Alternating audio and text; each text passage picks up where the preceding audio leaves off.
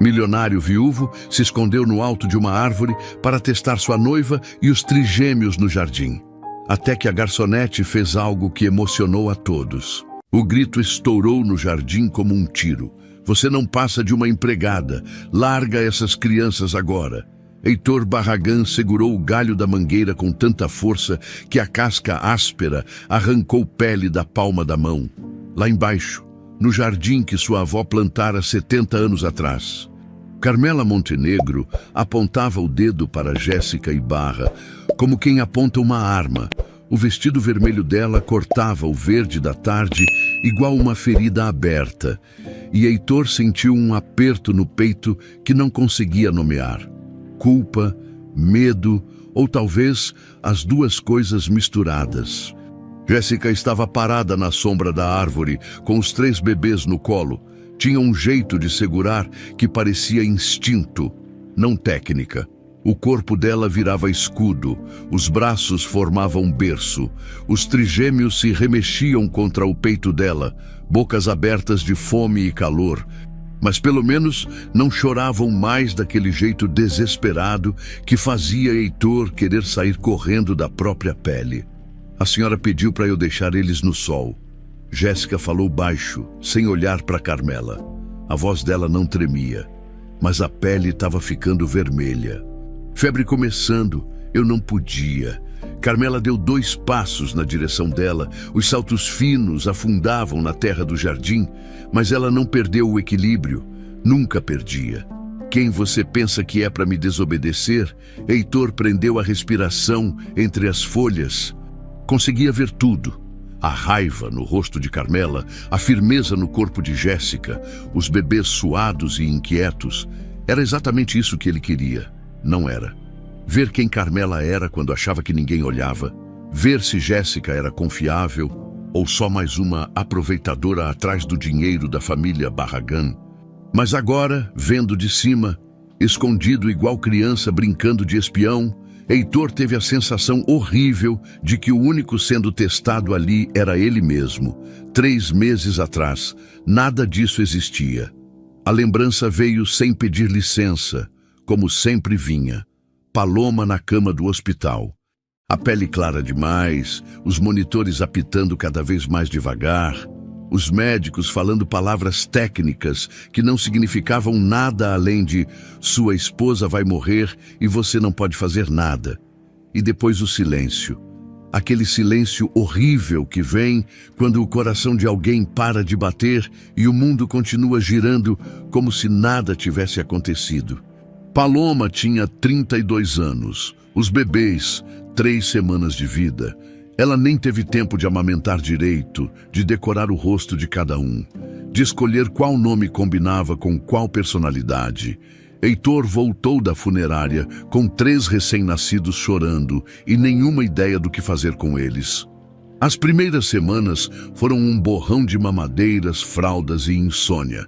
Dona Margarida, a governanta que trabalhava na fazenda desde antes de Heitor nascer, fez o que pôde, mas ela tinha 60 anos nas costas e artrite nos joelhos, e 3 bebês exigiam mais do que boa vontade. Precisavam de alguém jovem, forte, dedicado. Foi quando Carmela apareceu, eles se conheciam de vista. Ela frequentava os mesmos jantares beneficentes, os mesmos eventos da associação rural, sempre impecável, sempre com o sorriso certo na hora certa. No velório de Paloma, Carmela trouxe um buquê de lírios brancos e um abraço que durou 3 segundos a mais do que o necessário. 2 semanas depois, ela voltou, trouxe comida, organizou a papelada do inventário que Heitor não tinha coragem de olhar, segurou um dos bebês enquanto ele tomava banho pela primeira vez em 4 dias. E quando Heitor, exausto e perdido, perguntou se ela não conhecia alguém que pudesse ajudar com as crianças, Carmela sorriu daquele jeito que parecia promessa. Deixa comigo. Vou encontrar alguém de confiança. Foi ela quem trouxe Jéssica, uma moça de Campos dos Goitacazes, recomendada por não sei quem, com referências que pareciam boas demais para ser verdade. Heitor olhou para ela naquele primeiro dia, magrinha, olhos cansados, Mala velha. E sentiu desconfiança subir igual bile na garganta. Todo mundo queria alguma coisa, sempre queriam. Então, ele teve a ideia idiota, covarde, que agora o fazia querer quebrar o próprio braço só para ter desculpa de descer daquela maldita árvore. Vou observar, vou testar ela. Vou ver quem ela é de verdade quando acha que ninguém está olhando. E Carmela topou. Claro que topou. Ela até sugeriu as regras. Dificultar o trabalho de Jéssica, criar situações impossíveis, ver se ela reclamava, se pedia aumento, se tentava se aproximar de Heitor de forma suspeita. Era um teste de caráter, ela disse, para proteger os meninos. Parecia lógico na época. Agora, 3 dias depois, com as mãos sangrando e o coração batendo errado, Heitor percebia que tinha criado algo monstruoso. Lá embaixo, Carmela deu mais um passo. Jéssica recuou, mas não largou os bebês.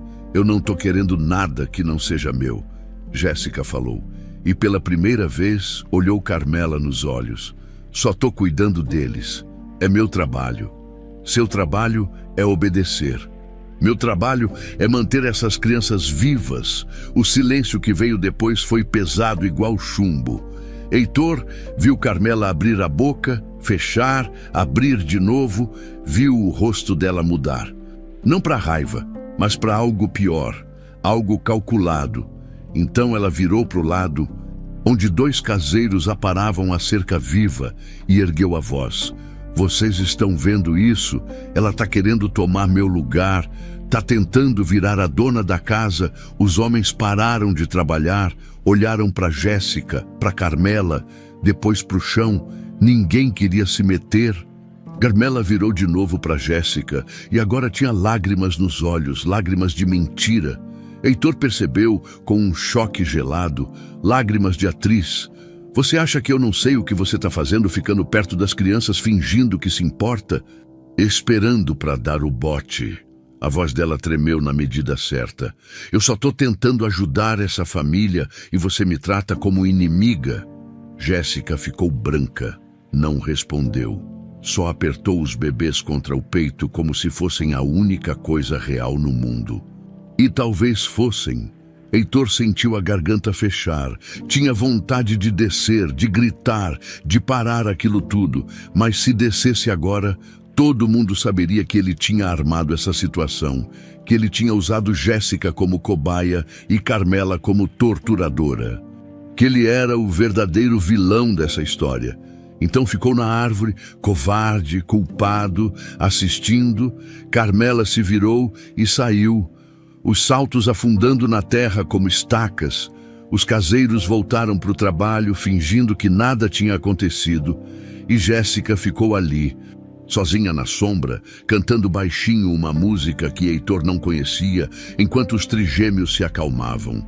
A voz dela era rouca, meio desafinada, mas tinha uma coisa nela que acalmava, que protegia. Heitor fechou os olhos e deixou a cantiga entrar nos ouvidos. E pela primeira vez desde que Paloma morreu, ele sentiu vontade de chorar. Quando abriu os olhos de novo, Jéssica olhava para cima, direto para ele. O coração de Heitor disparou. Ela sabia, via ele, mas não. Ela só olhava para os galhos, para os pássaros, para o céu. Depois suspirou fundo e levou os bebês de volta para casa. Heitor ficou na árvore até o sol começar a descer. As mãos doíam, as costas doíam, a consciência doía mais que tudo. Ele tinha criado um teste, mas quem tinha passado e quem tinha fracassado? Quando finalmente desceu, a noite já caía sobre a fazenda Boa Esperança. A casa grande estava acesa, cheia de sombras e segredos. Lá dentro, Carmela provavelmente já planejava o próximo ataque. E Jéssica provavelmente ninava 3 bebês que nem sabiam que eram peças de um jogo nojento. Heitor entrou pela porta dos fundos, subiu direto para o quarto e trancou a porta. No criado mudo tinha uma foto de Paloma. Ele pegou o porta-retratos com as 2 mãos e olhou para a esposa morta. Eu tô fazendo tudo errado, não tô, sussurrou. Paloma sorria na foto. mas não respondia. Heitor colocou o porta-retratos de volta e se deitou de roupa mesmo. Fechou os olhos, mas não conseguiu dormir. Tudo que via era Jéssica protegendo os bebês com o próprio corpo e Carmela olhando para ela como um predador olha para a presa. E ele, no meio, escondido numa árvore como um covarde. Jéssica Ibarra aprendeu cedo que gente invisível sobrevive mais tempo. Tinha 8 anos quando viu a mãe ser demitida por ter opinião demais.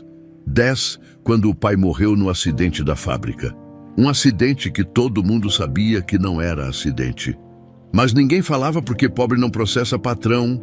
Aos 12, foi morar com a avó, Dona Chaio, numa casa de 3 cômodos em Campos dos Goitacazes, onde aprendeu que trabalho duro não garante nada, além de costas doendo e conta no fim do mês. Dona Chaio era uma mulher pequena com mãos enormes de tanto lavar roupa alheia. Trabalhava para 3 famílias ricas da cidade. Voltava para casa com os dedos inchados e mesmo assim fazia janta. Ajudava Jéssica com lição de casa e nunca reclamava. A gente reclama na frente de quem, minha filha? Ela dizia, de Deus, ele já sabe. Dos patrão, eles não ligam, então a gente faz, pronto, e segue. Jéssica seguiu, estudou até onde o dinheiro deixou. Segundo ano do ensino médio, antes de largar para ajudar a avó, aos 16, conseguiu o primeiro emprego como babá. A família era boa, os meninos eram educados. Mas quando o pai perdeu o emprego, Jéssica foi a primeira coisa cortada do orçamento. Partiu para outra casa, depois outra e mais outra, sempre a mesma história. Você é ótima, Jéssica, mas agora não dá, Jéssica. A gente vai sentir sua falta. Jéssica, sentir falta não pagava aluguel.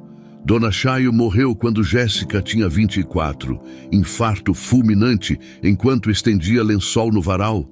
Jéssica encontrou o corpo 2 horas depois, já frio, com um pregador de roupa ainda na mão. Enterrou a avó num cemitério simples em São João da Barra, vendeu a casa para pagar as dívidas e ficou com uma mala de roupa, um caderninho velho que Dona Chaio usava para anotar receitas e um buraco no peito que nada enchia. Trabalhou mais 4 anos em Campos, juntando cada centavo, dormindo em quartinho de empregada, comendo o resto de janta quando as patroas deixavam, nunca reclamou, nunca pediu aumento, nunca se meteu em confusão, invisível, segura, até que a última família para quem trabalhava se mudou para Portugal e não quis levar ela junto. Você entende, né, Jéssica? Lá é tudo mais caro. A gente precisa economizar, entendeu? Sempre entendia. Foi quando viu o anúncio. Precisa-se de babá experiente, fazenda em Valença, 3 bebês, salário compatível, contato, Carmela Montenegro. Jéssica ligou no mesmo dia. Carmela atendeu com voz de mel, fez 3 perguntas sobre experiência, nem pediu referências direito e marcou a entrevista para a semana seguinte. Parecia bom demais, mas Jéssica estava cansada de desconfiar. Às vezes a gente só precisa de uma chance, né? Uma única chance de dar certo. Chegou na fazenda Boa Esperança, numa manhã de setembro, com a mala pesada e o coração leve. A estrada de terra era comprida, ladeada por cafezais que pareciam não ter fim. A casa grande apareceu no topo da colina como coisa de filme. Colonial, branca com varanda enorme e aquela mangueira gigante no jardim que devia ter mais de 100 anos. Carmela a recebeu na porta, vestido bege, cabelo preso, sorriso perfeito. Você deve ser a Jéssica. Entre. A casa por dentro cheirava a móvel antigo e café. Tinha retrato de gente séria nas paredes, tapete persa no chão, lustre de cristal na sala de jantar. Era o tipo de lugar que deixava claro, você não pertence aqui. Mas os bebês... Carmela levou ela direto para o quarto das crianças. 3 berços de madeira clara. 3 pequeninos dormindo ou tentando dormir. Um deles choramingava baixinho, o rosto vermelho de calor. Outro se remexia, a fraldinha precisando troca. O terceiro olhava para o teto com aquele jeito perdido que bebê tem quando ninguém pega no colo. Jéssica sentiu o peito apertar. Conhecia aquele abandono, aquela solidão de quem precisa e ninguém vê. O pai dele está complicado. Carmela disse, a voz baixa. Perdeu a esposa faz 3 meses. Tá se matando de trabalhar para não pensar. Eu tô tentando ajudar. Mas 3 bebês é demais para mim sozinha. E a família? Jéssica perguntou. Não tem mais ninguém, só ele. E agora você. Se aceitar? Jéssica olhou para os bebês, para o chorinho baixo, para as mãozinhas abrindo e fechando, procurando um colo que não vinha. Eu aceito. Carmela sorriu, mas tinha uma coisa estranha naquele sorriso. Uma coisa que Jéssica não soube identificar na hora. Nos primeiros 2 dias, Jéssica achou que ia dar certo. Acordava às 6, preparava as mamadeiras, trocava, dava banho, ninava. Os trigêmeos eram chorões, normal para bebê de 3 meses que perdeu a mãe, mas respondiam bem a cuidado. Quando ela cantava aquela cantiga que Dona Chayo ensinara, eles se acalmavam. Quando ela fazia carinho na cabecinha, eles fechavam os olhinhos. Heitor Barragan, ela via pouco. Ele saía antes do sol nascer e voltava depois de escurecer, quando cruzavam no corredor. Ele olhava rápido, acenava com a cabeça e seguia. Parecia um homem que estava fugindo da própria casa. Dona Margarida, a governanta, foi a primeira a puxar conversa de verdade. Você parece gente boa, disse, enquanto dobrava lençol na lavanderia. Tomara que dure. Por que não duraria? Dona Margarida olhou para a porta. Checou se ninguém ouvia e baixou a voz. A outra babá durou 5 dias. Saiu chorando, disse que a patroa parou, balançou a cabeça. Deixa pra lá, coisa de funcionário. Sabe como é? Jéssica não sabia, mas ia descobrir no 3º dia. Carmela começou, foi sutil no começo. Uma crítica aqui, outra ali. Jéssica, eles estão chorando muito, você não acha? Jéssica, a fralda desse tá vazando, você não colocou direito. Jéssica, cuidado com a temperatura da mamadeira, pode queimar a boca deles. Jéssica engolia, corrigia, melhorava, mas no 4º dia as coisas mudaram. Jéssica foi buscar as mamadeiras que tinha preparado de manhã e deixado na geladeira quando abriu. Estavam vazias, alguém tinha jogado o leite fora. Preparou outras correndo enquanto os bebês berravam de fome. Carmela apareceu na cozinha com cara de preocupada. Jéssica, você esqueceu de fazer as mamadeiras. Eu fiz, estavam aqui. Aqui não tem nada. Carmela abriu a geladeira, mostrou. Vê, vazia. Você precisa se organizar melhor, menina. Criança não pode esperar. Jéssica olhou para a geladeira, para as mamadeiras vazias na pia, para a cara de santa de Carmela, e entendeu, mas não falou nada. Fez as mamadeiras novas, deu para os bebês, limpou tudo, invisível, segura, à noite sozinha no quartinho que ficava nos fundos da casa.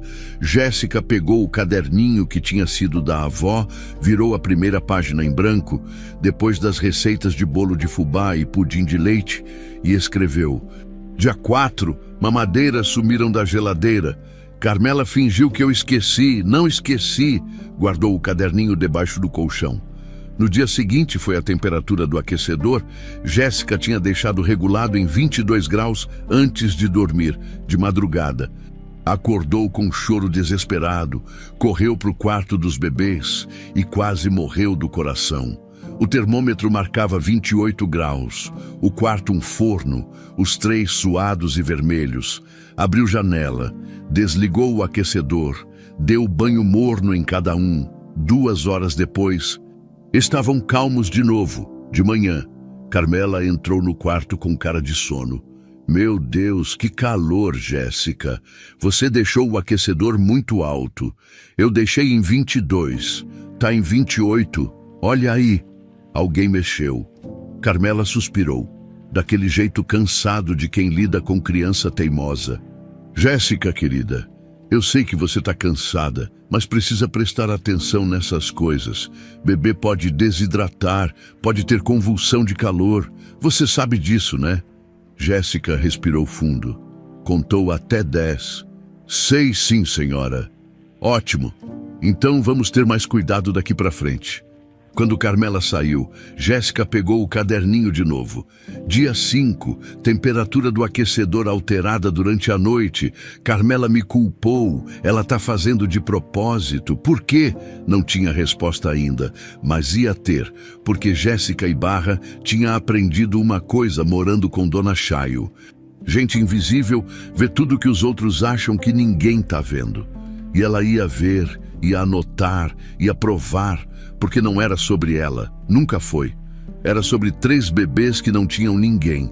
E enquanto tivesse fôlego no corpo, Jéssica não ia deixar nada de ruim acontecer com eles. Nem que custasse tudo, Carmela Montenegro aprendeu aos 12 anos que beleza é moeda e charme é investimento. A família tinha nome. Montenegro soava bem em qualquer jantar, em qualquer clube. Mas não tinha mais dinheiro.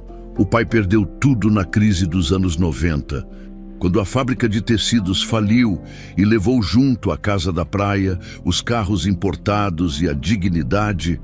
A mãe reagiu do jeito que mulheres da alta sociedade reagem, fingindo que nada tinha mudado. Continuaram frequentando os mesmos lugares, os mesmos eventos, as mesmas festas, só que agora Carmela usava vestido do ano passado com bainha refeita. E a mãe servia champanhe barata em taças de cristal, que eram as últimas coisas que não tinham sido vendidas. Aparência é tudo, querida, a mãe repetia. Ninguém precisa saber o que acontece atrás da porta de casa. Carmela aprendeu, sorriu nos lugares certos, puxou conversa com as pessoas certas e, aos 20 e poucos anos, percebeu que o que restava da família Montenegro era só isso, uma fachada bonita sem nada atrás. Então decidiu caçar.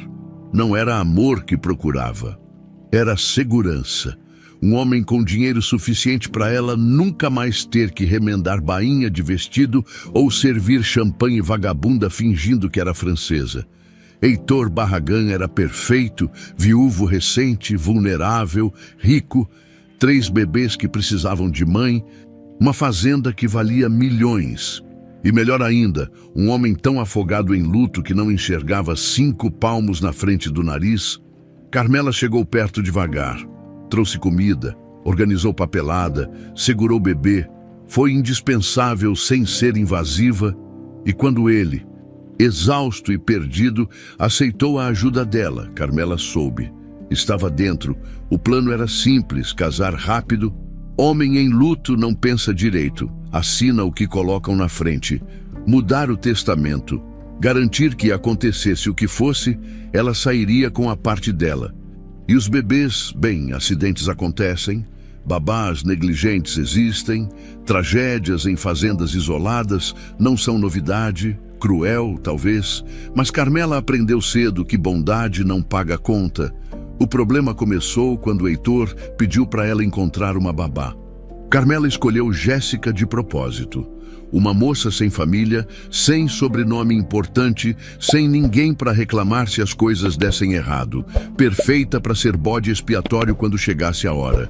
Mas Heitor tinha outra ideia. Eu quero testar ela, disse. Na noite antes de Jéssica chegar, ver se é confiável de verdade. Testar como? Dificultar as coisas. Ver como ela reage sob pressão. Se ela pede dinheiro, se tenta se aproximar de mim, se maltrata os meninos quando acha que ninguém está vendo. Carmela quase riu, homem idiota, achando que podia controlar tudo só porque tinha dinheiro, mas topou na hora, melhor ainda. Ela ia usar esse teste para destruir Jéssica aos poucos e, de quebra, fazer Heitor achar que tinha sido ideia dele o tempo todo. Eu ajudo, disse, com o sorriso doce que praticava no espelho. Pelos meninos, né? A gente precisa ter certeza. E foi o que fez. Nos primeiros dias, observou Jéssica. A moça era boa, tinha que admitir, cuidadosa, atenta. Os bebês respondiam a ela de um jeito que não respondiam a mais ninguém. E isso, para Carmela, era perigoso, porque Heitor ia notar, e quando notasse, ia começar a confiar. e confiança era a última coisa que Carmela queria que ele sentisse por outra mulher. Então começou a apertar. A mamadeira foi fácil. Chegou de madrugada na cozinha. Despejou o leite na pia, lavou tudo. De manhã, fez cara de decepcionada quando Jéssica apareceu atrasada com as mamadeiras. O aquecedor também. Esperou Jéssica dormir, subiu no quarto dos bebês, aumentou a temperatura. Simples, eficiente, mas Jéssica não quebrava. Não reclamava, não pedia demissão, só consertava os problemas e seguia. E isso irritava Carmela mais do que deveria. Foi na quinta noite que Heitor chamou ela para conversar na biblioteca. Ela é boa, disse, servindo o uísque num copo de cristal. Melhor do que eu esperava. Parece mesmo. Carmela concordou, aceitando a taça de vinho. Mas ainda é cedo, né? A gente precisa ver como ela lida com situações mais complicadas. Que tipo de situação? Carmela deu um gole no vinho, deixou o silêncio trabalhar por ela. Os bebês estão com dificuldade para dormir. Você não acha? Talvez precisem de alguma coisa mais forte, algum calmante natural. Heitor franziu a testa. Calmante. Só camomila. Talvez um chazinho de erva cidreira. Coisa leve. Ela sorriu. Mas eu podia sugerir para Jéssica, ver como ela reage à ideia de medicar eles sem perguntar para você antes. Não sei, é um teste, amor. A palavra saiu fácil, natural. Carmela vinha plantando ela há semanas. A gente precisa saber se ela toma decisões sozinha ou se respeita sua autoridade como pai. Heitor pensou, bebeu mais uísque, assentiu. Tá bom, mas nada forte, viu? Só para ver a reação dela. Carmela sorriu. Na manhã seguinte entrou no quarto dos bebês com um frasco pequeno. Dentro não era chá de camomila, era Rivotril infantil. A dose que o médico tinha receitado para o filho da vizinha, que ela pegou emprestado semanas atrás. Jéssica, trouxe uma coisa para ajudar os meninos a dormirem melhor. Jéssica olhou para o frasco, não tinha rótulo. O que é? Calmante natural, ervas, super seguro. O pai dele sabe. Carmela inclinou a cabeça como se a pergunta fosse ofensa. Claro que sabe. Aliás, foi ideia dele. Tá preocupado com o sono dos bebês. Jéssica pegou o frasco, olhou contra a luz, cheirou. Quantas gotas? 3 em cada mamadeira da noite. Tá. Carmela saiu do quarto com o coração acelerado. Não de medo, de excitação. Porque finalmente tinha uma armadilha que ia funcionar. Se Jéssica desse o remédio, Carmela ia dizer que ela medicou as crianças sem autorização. Se não desse, ia dizer que Jéssica desobedeceu ordem médica. De qualquer jeito, ela perdia. Mas Jéssica não deu o remédio naquela noite. Carmela descobriu isso no dia seguinte, quando viu o frasco intocado na mesinha de cabeceira do quarto dos bebês. Você não deu o calmante? Perguntou fingindo confusão. Achei melhor não dar sem falar com o DR, Augusto, antes. Jéssica respondeu, enquanto trocava a fralda. Bebê é sensível, mesmo coisa natural pode fazer mal. Carmela sentiu raiva subir, mas sorriu. Claro, você tá certíssima que responsável. Naquela noite, esperou Jéssica dormir, entrou no quarto dos bebês de novo, pingou 3 gotas do frasco em 2 das mamadeiras que estavam prontas na mesinha. Voltou para o quarto dela, de madrugada, os bebês começaram a chorar. Mas era um choro diferente, fraco, rouco. Jéssica acordou, correu para o quarto. Os 2 que tinham tomado a mamadeira estavam sonolentos demais, moles, as pálpebras pesadas, o choro apagado. E pânico puro. Jéssica pegou um no colo, tentou acordar, não acordava direito. Pegou a mamadeira, cheirou, tinha um cheiro estranho, doce demais. Correu para o quarto de Dona Margarida. Alguma coisa está errada. Dona Margarida olhou para os bebês e empalideceu. Chama o doutor agora, doutor. Augusto morou a 20 minutos de distância, chegou de pijama e cara amarrada, examinou os bebês, checou as pupilas, mediu a frequência cardíaca. Eles foram sedados. O quê? Jéssica sentiu o chão sumir. sedativo, forte. Ele olhou para ela. Você deu alguma coisa para eles? Não, eu juro que não. Carmela apareceu na porta nesse momento, de camisola de seda, cara de quem acabou de acordar. O que aconteceu? Os bebês foram sedados. DR, Augusto repetiu. Carmela levou a mão à boca, olhos arregalados. Meu Deus, Jéssica, você deu aquele calmante que eu te dei. Não, eu não dei, mas o frasco estava aqui. Você mesma colocou na mesinha. Eu não usei. Carmela olhou para o doutor, depois para Dona Margarida, depois para Jéssica e tinha lágrimas nos olhos. Jéssica, por que você fez isso? Eu não fiz nada. Eu confiei em você.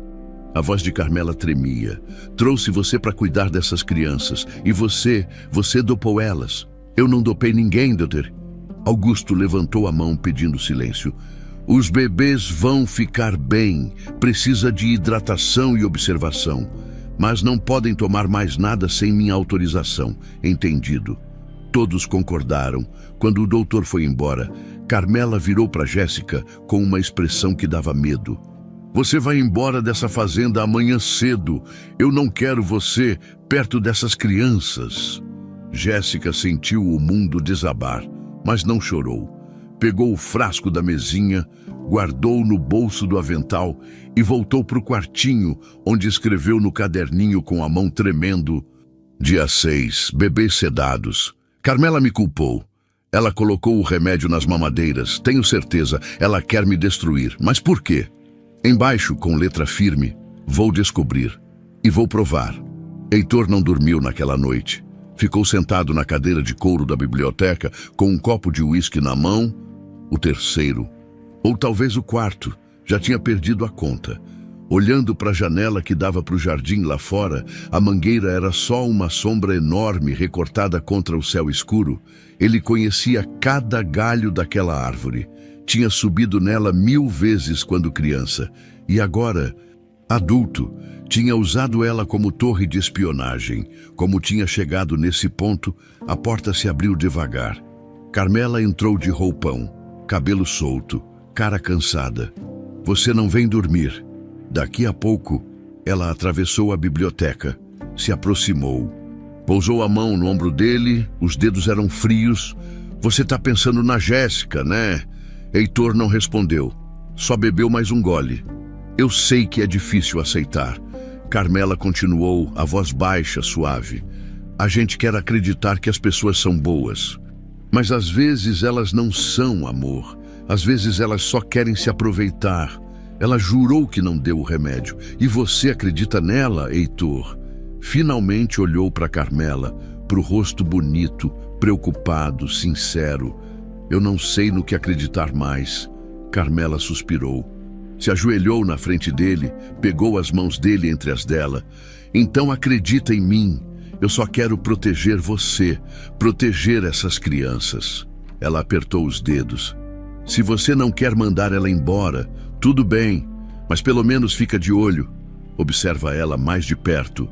A ironia era tão grande que Heitor quase riu. Observar mais de perto, ele passava metade do tempo escondido numa árvore observando. O problema é que não entendia o que via. Jéssica era cuidadosa, atenta, carinhosa com os bebês de um jeito que parecia verdadeiro. Mas os incidentes continuavam acontecendo. As mamadeiras, o aquecedor e agora isso, os bebês sedados, o frasco suspeito, a história confusa, coincidência demais. Ou talvez não. Vou pensar no que fazer, disse, soltando as mãos de Carmela. Agora, deixa eu sozinho um pouco. Ela ficou parada por um segundo, como se fosse insistir, mas se levantou, beijou o topo da cabeça dele e saiu. Heitor esperou a porta fechar, depois se levantou, foi até a escrivaninha e abriu a gaveta de baixo. Lá dentro, guardado entre papéis velhos, tinha um envelope lacrado, a última carta de Paloma. Ele tinha encontrado 3 meses depois do enterro, escondida no criado mudo dela, endereçada a ele, com uma instrução na frente. Abrir se algo parecer errado. Na época, Heitor achou dramático. Paloma sempre foi intensa, emotiva. Provavelmente tinha escrito num momento de paranoia da gravidez e esquecido, mas agora, com os bebês sedados e Jéssica sendo acusada, a frase ecoava diferente. Se algo parecer errado. Heitor girou o envelope entre os dedos. Não abriu, ainda não, mas guardou no bolso interno do paletó, só por garantia, no quartinho nos fundos da casa. Jéssica não dormia também. Sentada na cama estreita com o caderninho no colo, ela revia as anotações. 6 dias, 6 incidentes, um padrão claro. Carmela criava o problema. Jéssica levava a culpa. Mas por quê? Ciúme. Possível. Carmela deixava claro que via Heitor como propriedade dela. Mas não fazia sentido destruir a babá por ciúme se ela mesma tinha contratado. Dinheiro, mais provável. Jéssica não entendia de herança e testamento, mas sabia como gente rica funcionava. Casamento significava acesso, e 3 bebês significavam herdeiros que iam dividir tudo. Se os bebês sumissem, o pensamento gelou ela até o osso. Não podia ser isso. Ninguém era tão monstruoso. Mas a voz da avó ecoou na cabeça. Gente rica é capaz de tudo quando o assunto é dinheiro, minha filha. Tudo. Jéssica pegou o frasco que tinha guardado no bolso. Cheirou de novo. Definitivamente remédio. Não chá. Precisava provar isso. Precisava que alguém acreditasse nela. Bateram na porta. Jéssica se levantou devagar. Escondeu o caderninho debaixo do travesseiro. Guardou o frasco no bolso da calça do pijama. Quem é? Sou eu, Margarida. Abriu a porta. Dona Margarida entrou rápido. Olhou para o corredor. Fechou a porta de novo. A gente precisa conversar, mas baixo. Sentaram na cama. Dona Margarida parecia 10 anos mais velha no escuro do quartinho. Você não deu aquele remédio. Deu. Não. Eu sei. Margarida respirou fundo. Eu vi ela. O coração de Jéssica disparou. Viu quem? A Carmela. De madrugada, ela entrou no quarto dos bebês. Eu estava acordada porque meu joelho estava doendo. Fui pegar remédio na cozinha e vi ela subindo a escada.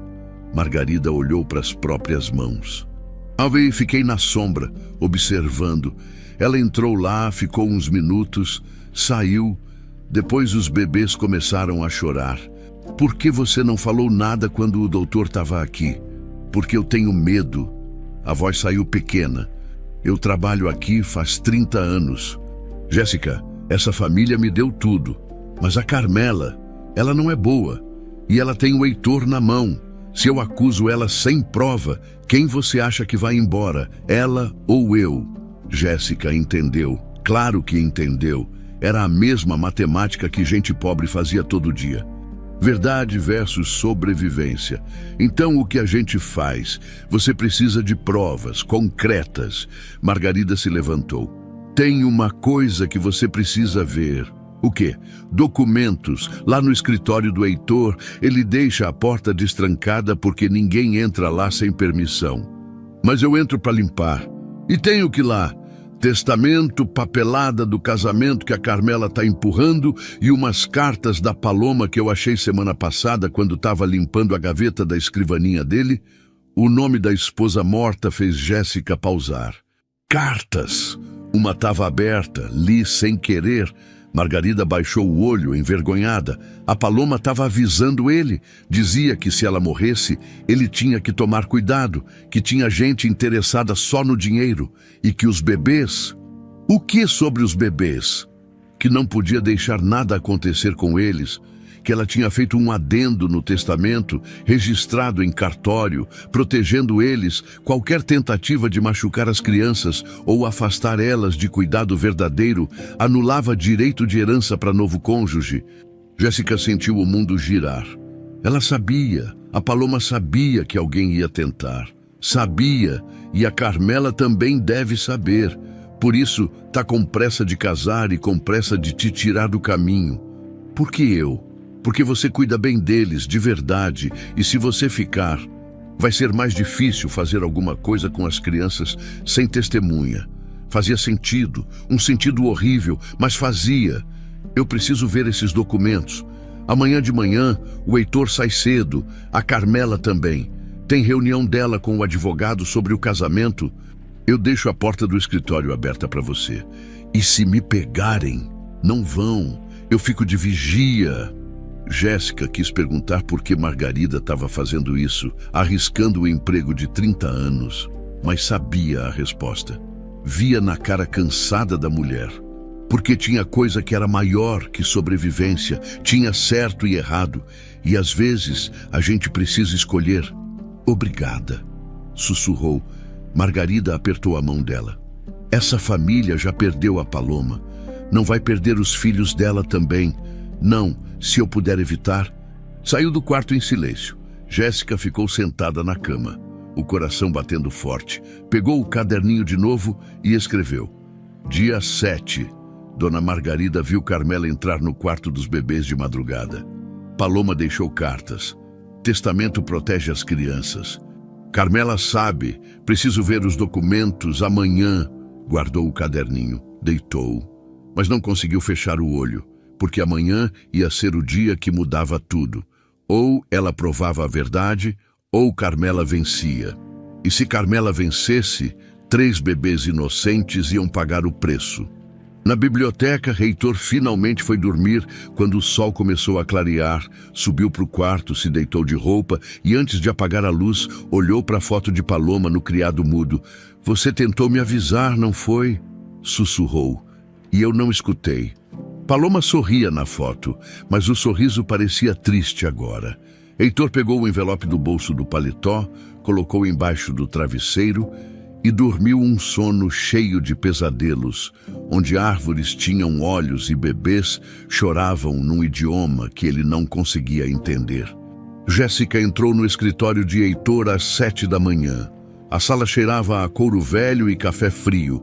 Tinha estante de mogno até o teto, mesa enorme coberta de papéis. E aquela sensação pesada de lugar onde decisões importantes aconteciam. Decisões que mudavam vidas. Às vezes para melhor, às vezes para pior. Dona Margarida ficou na porta, de olho no corredor. Rápido, a Carmela sai em meia hora. Jéssica foi direto para a escrivaninha, abriu a primeira gaveta. Canetas, clipes, nada importante. A segunda tinha pastas, contratos de café, documentos da fazenda, escrituras de terra. A terceira estava trancada. Merda! Sussurrou. Espera! Margarida entrou. Pegou um chaveiro pequeno que ficava pendurado atrás da porta. Ele guarda a chave aqui, acha que ninguém sabe. Destravou a gaveta. Dentro, organizado em pastas cor de Manila, estava tudo.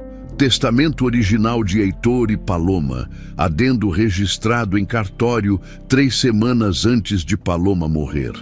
Jéssica leu rápido, o coração disparando. Ali estava, cláusula específica dizendo que qualquer tentativa de prejudicar os herdeiros diretos ou afastá-los de cuidados legítimos anularia automaticamente direitos de herança para cônjuges futuros. Paloma tinha previsto tudo, embaixo do testamento, um envelope aberto. Jéssica reconheceu a letra feminina na frente. Para Heitor, abrir se algo parecer errado. Puxou a carta, 3 páginas manuscritas, leu a primeira. Meu amor, se você está lendo isso, significa que eu já fui e alguma coisa não está certa. Conheci você. Sei que quando eu morrer, você vai se fechar, vai desconfiar de todo mundo, vai achar que todo mundo quer alguma coisa. E talvez você esteja certo em algumas dessas desconfianças. Mas te peço uma coisa. Proteja nossos filhos. Não de babás ou empregados. Dessas pessoas, nossos meninos precisam. Proteja eles de quem usar sua dor contra você, de quem fingir te salvar só para te controlar. Eu fiz o adendo no testamento porque sei como o mundo é. Dinheiro atrai predador, e predador não tem pena de bebê. Jéssica sentiu a garganta apertar. Virou a página. Confie nas pessoas certas, Heitor. Nas que cuidam sem pedir nada em troca, nas que protegem quando ninguém está olhando. Essas são as verdadeiras. O resto é teatro.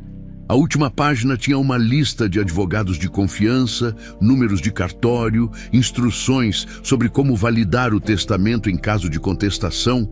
Paloma tinha preparado tudo como se soubesse. Jéssica, vem ver isso aqui. Margarida estava na outra ponta da mesa, folheando uma pasta vermelha, contrato de casamento entre o Heitor e a Carmela. Jéssica largou a carta, foi até lá. O documento estava rascunhado, ainda sem assinaturas, mas os termos eram claros. Comunhão total de bens. Carmela teria direito à metade de tudo. Fazenda, investimentos, contas, e embaixo, numa cláusula separada, havia uma anotação manuscrita com a letra de Carmela: revisão de guarda dos menores, avaliar necessidade de internato ou tutoria externa. Ela quer mandar eles embora. Jéssica sussurrou, as mãos tremendo. Quer casar, pegar o dinheiro e se livrar das crianças e colocar a culpa em você quando algo der errado. Jéssica pegou o celular do bolso, começou a fotografar tudo. Testamento, adendo, carta de Paloma, contrato de casamento.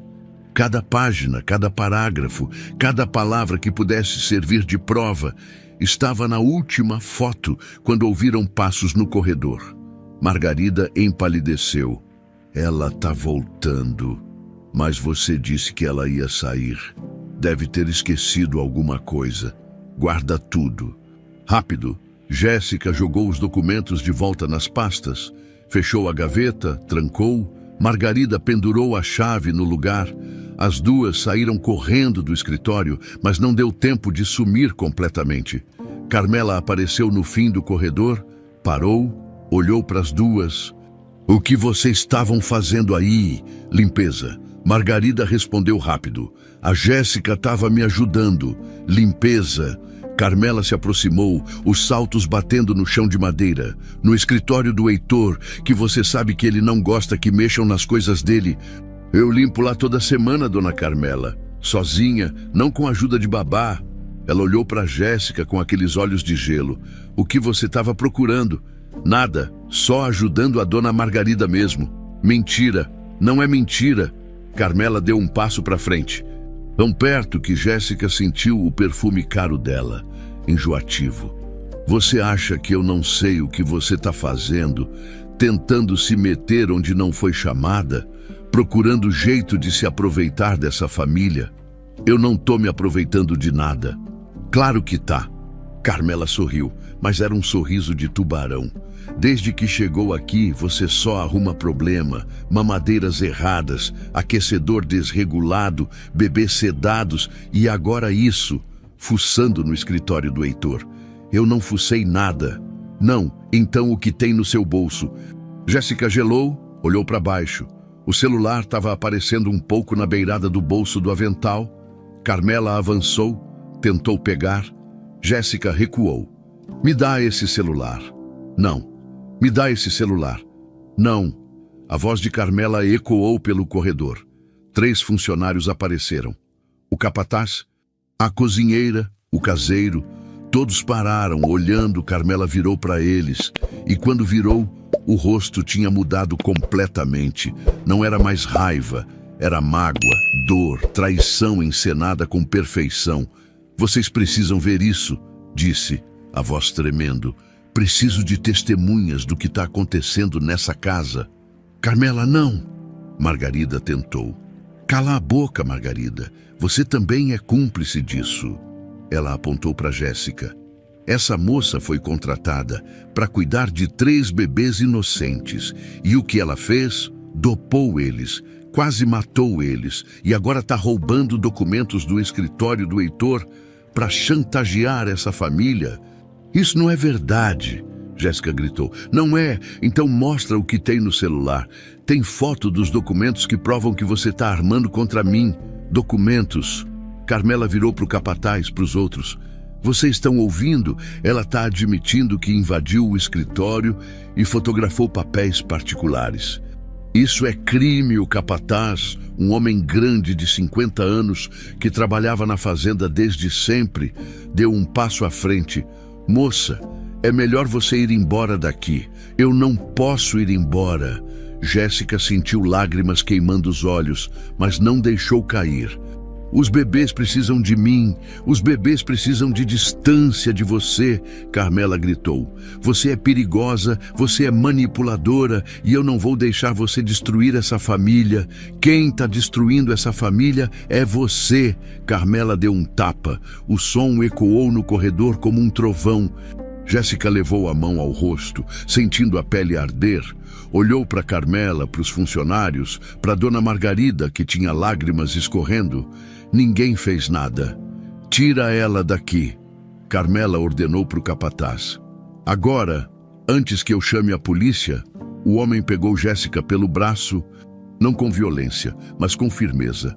Desculpa, moça, ordens são ordens. Arrastou ela para o corredor, em direção à porta dos fundos. Jéssica não lutou, só olhou para trás, para Carmela, que assistia com os braços cruzados e aquele sorriso fino nos lábios. Vocês vão se arrepender, Jéssica disse. Quando descobrirem a verdade, vão se arrepender. A única que vai se arrepender é você, Carmela respondeu. Por ter entrado onde não devia, o capataz levou Jéssica